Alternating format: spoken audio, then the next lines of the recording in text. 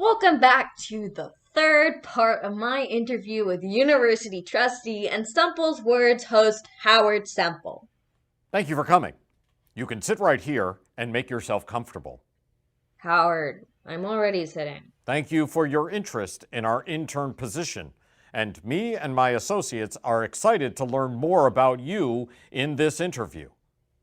There's no one else here but us, Howard. Will you just play along? It's your interview. Oh, okay.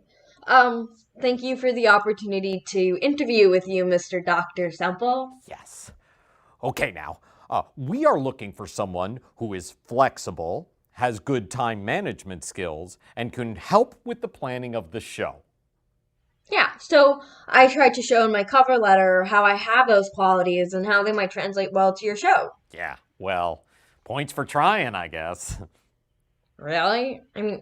I thought it was pretty good. What didn't you like? Well, Hira, you do realize that in your flexibility section, you don't actually mention how flexible you are. I mean, can you touch your toes, do a backflip? What does that have anything to do with the job? First I talked about how my big investigative journalism project was like a research project and was relevant to the show. Then it talked about how I had to be flexible as things changed with my project. I showed how when one of my key contacts couldn't participate anymore, how I had to find new ones.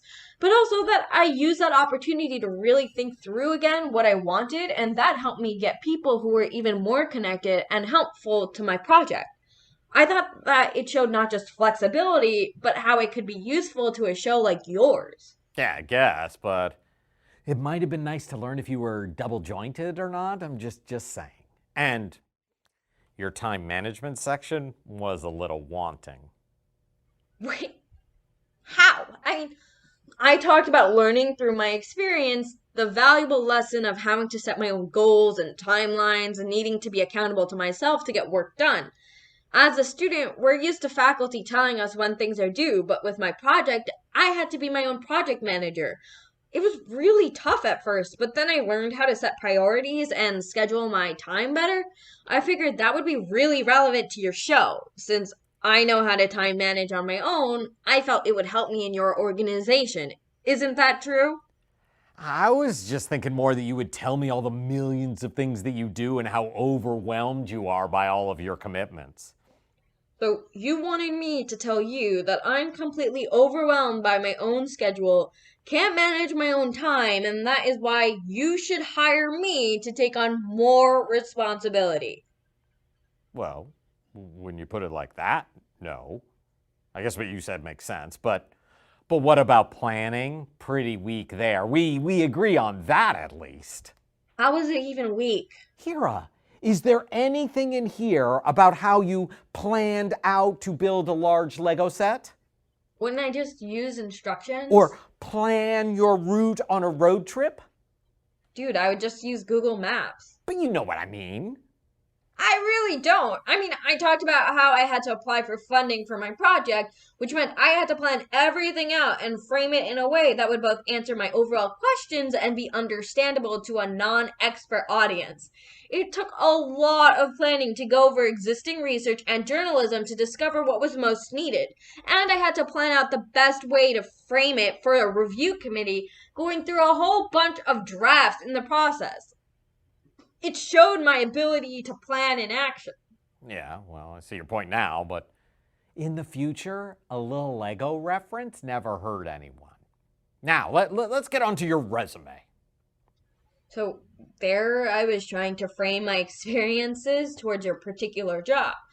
I was taught that using verbs was key to creating a dynamic and relevant resume.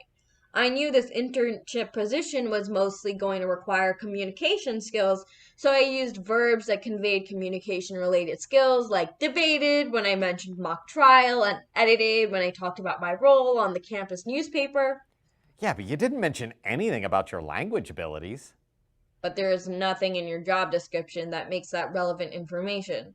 If language is important to this job, then I definitely should have included it. But if not, why would I? Is language key for this job? No, but still. You're a very odd job evaluator. Thank you, Hira. And let me say, you are a highly qualified candidate. You are clearly cut out for this position and could really do well with it. Wait, so do I actually get this internship? Oh, no, not at all. Why? Well, we just hired Francesca a few weeks ago and she is doing great. So you had me put all these materials together for a job that doesn't exist. Looks like it. But I was able to give you some strong feedback that will definitely help you in the future, so there's value in that.